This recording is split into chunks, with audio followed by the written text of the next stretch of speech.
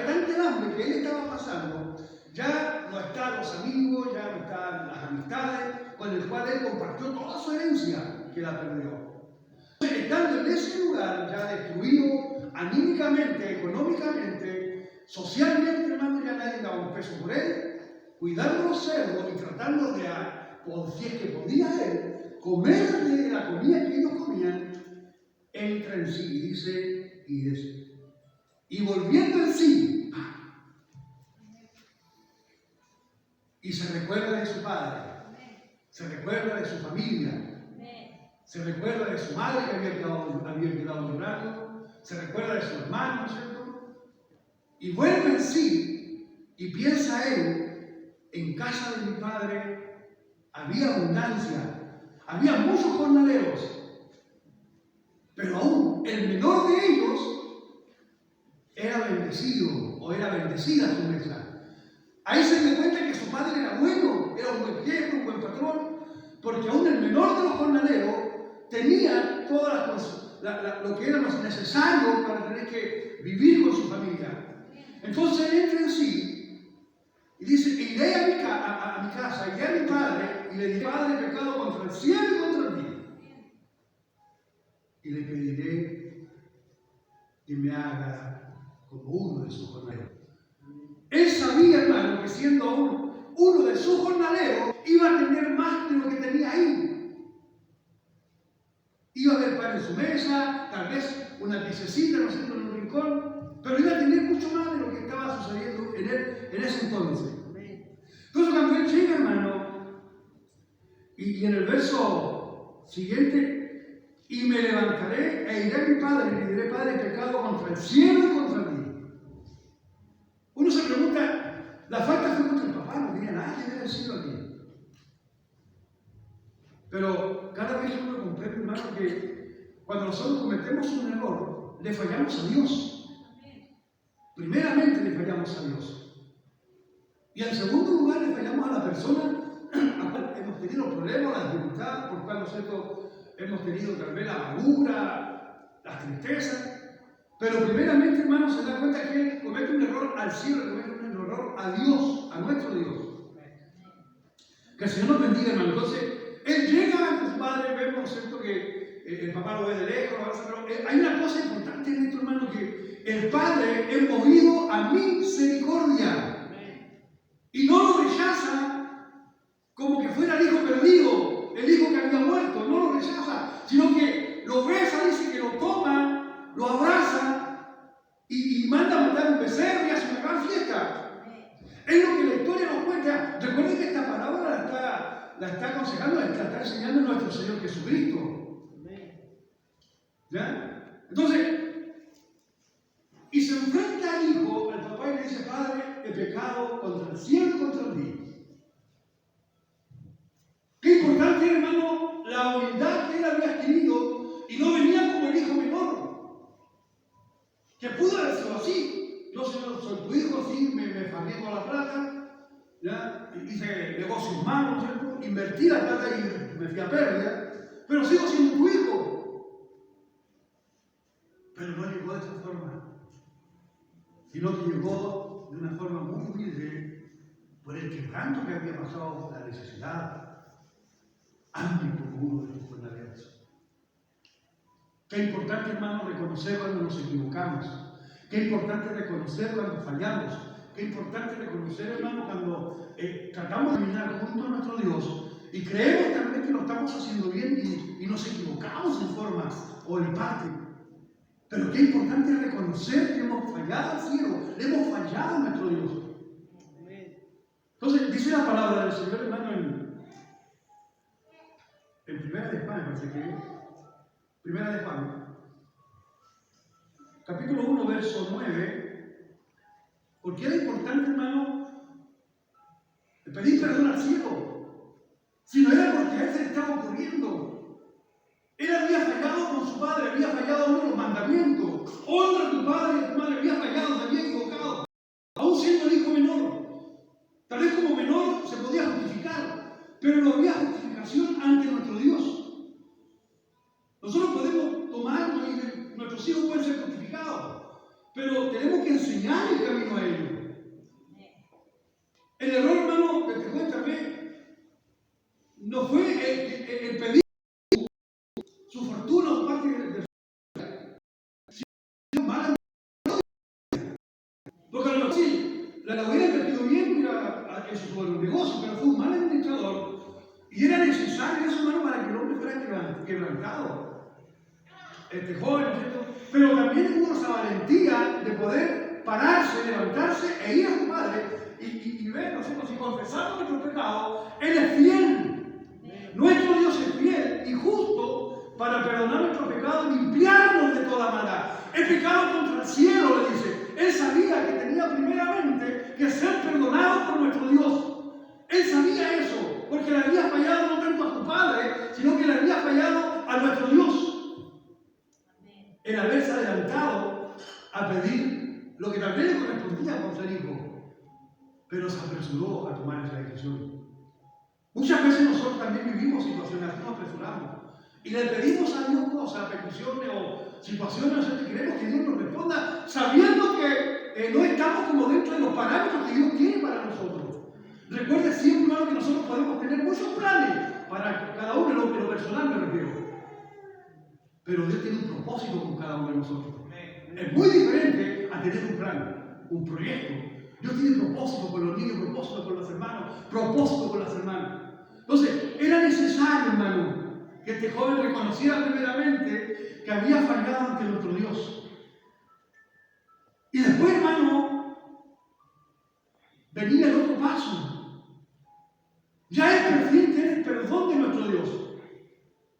Y venía el otro paso, hermano, que lo tenemos en Santiago, capítulo 5, verso 16. Confesaos vuestras ofensas unos a otros, orad unos a otros para que seáis sanados. Mire qué importante. O sea, ya sintió el perdón de Dios. Sintió que Dios lo abrazó, lo recogió, lo besó, lo sintió. Pero tenía que sanar su corazón ahora. Entonces ahí venía el perdón, pedir el perdón a su padre, pedir el perdón a su hermano, para poder sanar el corazón. Dice la palabra del Señor, confesado nuestras ofensas. ¿Cuántas veces yo te he ofendido?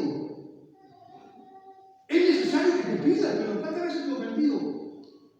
Para poder ser sanado de mi corazón. Yo no sé si usted alguna vez ha ofendido a alguien, pero cuando nosotros confesamos nuestras ofensas con las personas que estamos dañando o hiriendo, viene un sanamiento en nuestro corazón. Que el Señor les bendiga a cada uno de nosotros, hermanos. Entonces, para que seáis sanados, la palabra del Señor nos dice. Es la forma, hermano, de sanar nuestro corazón, pidiéndonos ese perdón cuando nos dañamos. Que el Señor nos bendiga a cada uno de nosotros que estamos acá. Entonces, hermano, todos sabemos esa parte de la historia, que ahí estamos acá, todo bien. Pero después llama, ¿no es cierto?, a los demás siervos y dice, primeramente, vestirlo. Porque él estaba desnudo, hermano, no que no venía sin ropa, sino que está en pecado, venía con pecado dentro de sí. La palabra desnudo, hermano, en parte significaba el pecado del hombre, o sea, se desnudaba con su pecado. Entonces había que vestirlo, tapar el pecado. ¿Y cómo lo tapaba? Con la sangre de nuestro Señor Jesucristo, que era el perdón que había pedido primeramente. Y después de ese sentido perdonado, Dios nuevamente hace un pacto con él, su padre. Póngalo en un anillo. Él no vino a pedir eso, hermano. Él quería ser uno de sus jornaleros. Pero su padre lo perdonó. Hizo que sanara su corazón, lo vistió, hizo un pacto nuevo con él. Y colocó sandalias en sus pies. Que el Señor nos bendiga, hermanos. ¿Ya? Entonces, cada uno de nosotros, hermanos, cuando vivimos situaciones también, Dios nos libera, Dios nos da, por decirlo, nos da cartas, nos da ejemplos, cómo poder conducirnos ante Él. ¿De qué forma podemos conducirnos? ¿De qué forma podemos caminar? Hoy tenemos promesa, pero si nosotros no protegemos o no cuidamos a nuestros niños, nuestras promesas no se van a cumplir. Escuchaba el pastor que decía días atrás, nosotros no somos personas que, ¿cómo se dice? Que no vamos a morir nunca, en algún momento vamos a partir. Y los que siguen son los niños. Entonces, ¿a quién tenemos que cuidar, proteger? A nuestros niños. Pero también, hermano, debemos enseñarlos. Enseñarlos a cómo ellos deben conducirse. No es solamente que, yo a mi hijo, a mi hijo todos los días en la iglesia.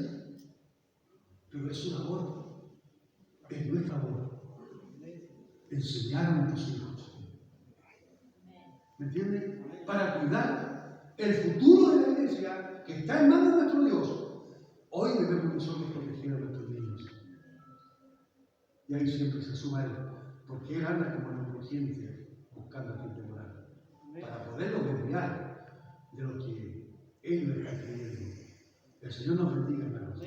¿Ya? Quiero llevarlo a Isaías capítulo 35. Déjeme buscarlo acá. El verso 8. Cuando nosotros hemos sentido, hermano, el perdón de nuestro Dios, hemos sanado nuestros corazones, cuando ya nos hemos pedido perdón por los hermanos, hemos ayudado, hemos pedido perdón. Nuestro Señor nos enseña, hermano, que era necesario hacerlo así. Era necesario caminar así. El hijo pródigo, hermano, entendió el mensaje y cuando es perdonado y es sanado, hermano, todos lo teníamos para él. Cada uno de nosotros cuando hemos perdonado nos hemos sentido solos, angustiados o tristes, y como que nadie, claro, amigos, nos abandona. Pero cuando nos acercamos a nuestro Dios, tenemos una familia, tenemos amigos, tenemos hermanos, tenemos iglesia, nos sentimos acompañados, ya no estamos más solos. Y cuando no estamos solos y caminamos juntos, con un mismo propósito o una misma meta, el Señor nos dice, hermano, que habrá las calzadas de camino y será llamado camino de santidad. O sea, debemos caminar en santidad. Tal vez podemos decir una respuesta que todo el mundo da, pero si yo no soy santo. Pero debemos caminar en santidad, en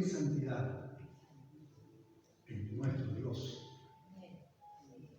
sin la cual nadie verá al Señor del cielo. Que el Señor nos bendiga, hermano. No pasará el mundo por él, sino que el mismo está con ellos. Miren, nuestro Dios. El que anduviere en este camino, aquí está la palabra que yo le decía a mi hermano, por torpe que sea,